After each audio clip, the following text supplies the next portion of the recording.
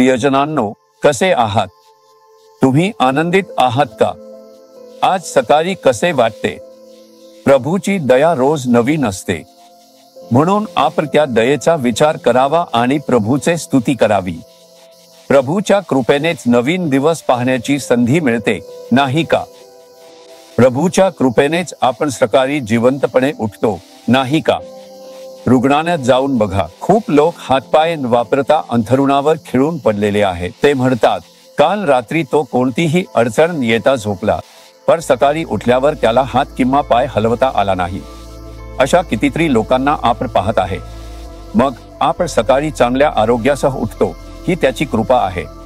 तुम्ही त्याची स्तुती केली का, म्हणत, प्रभू, तू मला दिलेल्या चांगल्या आरोग्यासाठी धन्यवाद. हे सर्व त्याची कृपा कृपा कृपा आहे. कृपा म्हणजे देवाने अयोग्य व्यक्तीवर दाखवलेले उपकार. मी दररोज प्रभूचे त्याच्या कृपेकरिता आभार मानतो.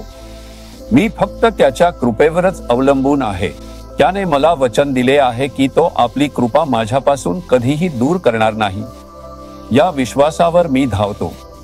मी रोज त्याच्या कृपेकरिता आभार मानतो. आपल्याला प्रभूची स्तुती करायला हवे.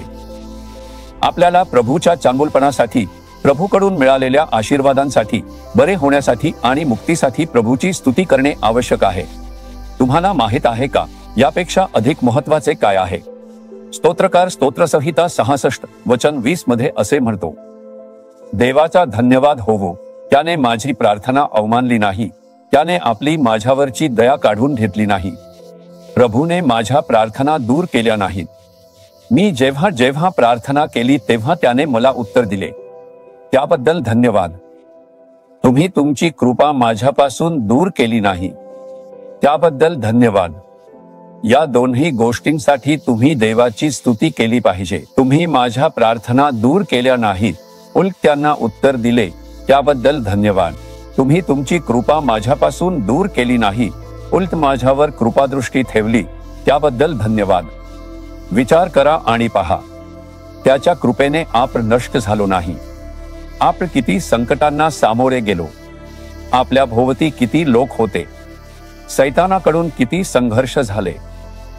आपण इथे तिथे सतत प्रवास करतो.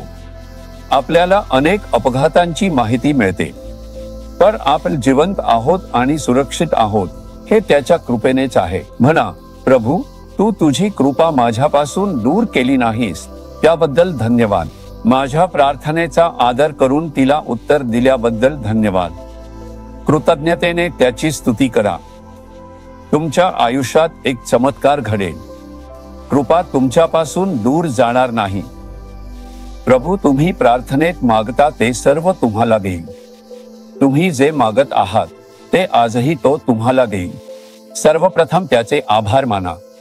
प्रभू, माझी प्रार्थना दूर न करता तिला उत्तर दिल्याबद्दल धन्यवाद.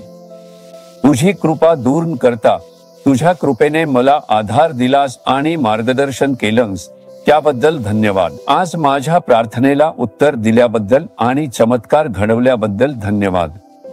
मी तो चमत्कार पाहणार आहे. येशूच्या नावाने, आमेन आमेन. जीसस रिडीम्ड मराठी ह्या YouTube चॅनेलला सबस्क्राईब करा. सबस्क्राईब बटनावर क्लिक करा आणि बेल चिन्हावरही क्लिक करा. दररोजच्या नवीन कार्यक्रमांची माहिती मिळवा.